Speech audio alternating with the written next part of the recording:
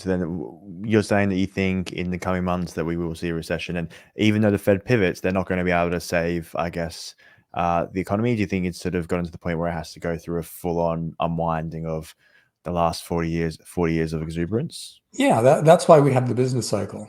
And the Fed never prevents a recession from happening after a certain amount of debt has built up across a culture. So there's no reason to think that the Fed is going to, perform this miracle of a soft landing after a long expansion where we go back to organic growth, where consumers are back to borrowing again and putting their lives on their credit cards and buying big cars and buying big houses. That none of that can happen with the price of houses where they are and cars where they are and consumer debt where it is. Those are imbalances that have to be worked off. And there isn't really anything the Fed can do to fix that. And by the way, we found out what happens when the Fed aggressively eases with this much debt out there. That was 2022. We had double-digit inflation in the US.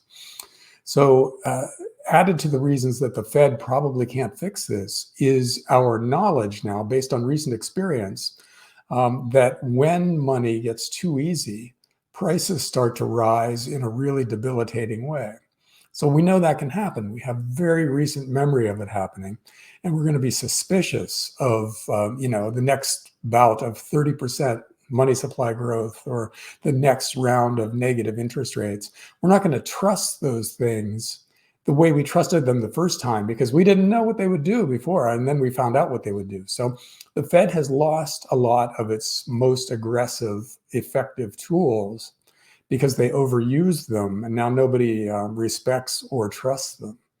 So I don't think there's any way to avoid something happening to get rid of a lot of these imbalances because, when debt builds up beyond a certain point, you have to wipe it out one way or the other. You either inflate it away or you get rid of it via default and mass bankruptcy.